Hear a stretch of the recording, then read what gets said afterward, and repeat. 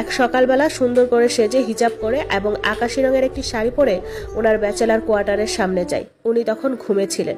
ওনার পাশের একজন রুমমেটকে বলি ওনাকে ডেকে দিতে, বলবেন একটা মেয়ে ডাকছে। উনি ট্রাউজার এবং একটি টি শার্ট গায়ে দিয়ে আসে। আমাকে দেখে অবাক হয়ে যায়, কারণ উনি কল্পনাও করেনি যে আমি আসবো। আমি বলি, ফ্রি আছেন? আজকে বিয়ে করতে চাইছি, যদি রাজি থাকেন। উনি খুশিতে কি বলবেন ভেবে পাচ্ছে না, শুধু বলছে এভাবে কিভাবে পসিবল, কোনো প্রিপারেশন ছাড়া। আমি বললাম তাহলে চলি। উনি বললেন না দাঁড়ান 5 মিনিট। সে আবার গিয়ে রেডি হয়ে আসে এবং তার ট্যাক্সিতে করে অন্য একটি শহরে যাচ্ছি। ওখানে মসজিদ আছে এবং মৌলভী আছে। আজকে ইসলামিক মতে বিয়ে করব এবং কয়েকদিন পর কোর্ট ম্যারেজ করব। উনি গাড়িতে বসে ওনার মা এবং পরিবারের কয়েকজনকে বললেন। আমি আমার মাকে আগেই বলে রেখেছি। উনি কি করবেন না করবেন দিশা পাচ্ছিলেন না। 2টা বন্ধুকে ফোন করেন এবং বলে তোরা বাসার সামনে থাক, তুলে নিচ্ছি তোদের, আমি বিয়ে করতে যাব তোদের নিয়ে। আমি ওনার কাণ্ড দেখে মুচকি মুচকি হাসছি। এরপর অন্য শহরে আমরা আসলাম। ওনার পরিবারকে ভিডিও কলে রেখেছে। আমার মা বোনদের আমি ভিডিও কলে রেখে ওনার 2টা বন্ধু ছিলেন সাথে। মৌলভী আমাদের বিয়ে পড়ালেন। উনি আমাকে বললেন, হুটহাট করে এমন করলেন, বাসা ভাড়া নেওয়া কেমনি কি করব আজকের মধ্যে, আপনাকে কিছু উপহারও দিতে পারলাম না।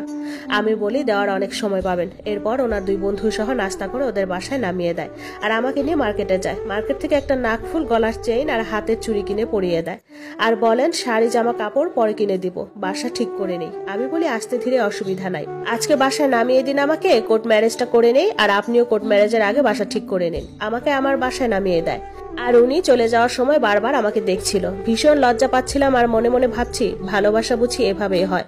বাসা আসার পর দেখি মেয়েটা এসেছে। কফি বানিয়ে নিলাম 2 কাপ। কফি খেতে খেতে মেয়েটাকে বললাম আমি আজ বিয়ে করেছি আমার ধর্মের রীতিতে, কয়েকদিন পর কোর্ট ম্যারেজ করবো, তুমি কি সাথে যাবে?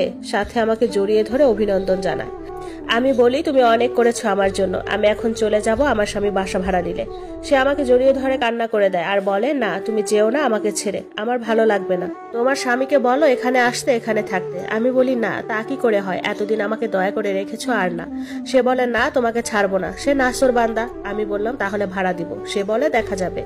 বিকেলের দিকে সে আমাকে দেখতে আসে, আমার জন্য ফলমূল আনে আর বলে আপনাকে অনেক সুন্দর লাগছে। আমি বলি বাসা ভাড়া নিতে হবে না, এখানেই থাকবো, মেয়েটাকে ভাড়া দিলে হবে। সে বলে আপনার ইচ্ছা, আপনার যেখানে শান্তি লাগে সেখানে থাকুন, আর আপনি চাকরি করবেন না, আমি যা কামাবো তাতে আপনার আমার হয়ে যাবে। আমি বললাম আচ্ছা।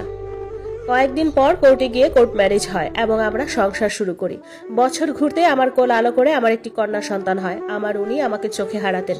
ওনার পুরো দুনিয়া ছিলাম আমরা। সময় সময় নিয়মে চলে যায়। ওনার সাথে বহু বসন্ত একসাথে পার করলাম। আমার মাথার চুলও কালো রং থেকে সাদা রং হলো। দেখতে দেখতে আমার 5টা কন্যা সন্তান দুনিয়ায় আসলো। আফসোস আমার বড় সন্তানটাকে আমি আর পেলাম না। হ্যারিসও তার খোঁজ জানে না। ওই কাজিনটাও খোঁজ করেছে কিন্তু আর খোঁজ পেল না। আমার 5টা কন্যা সন্তানের দিকে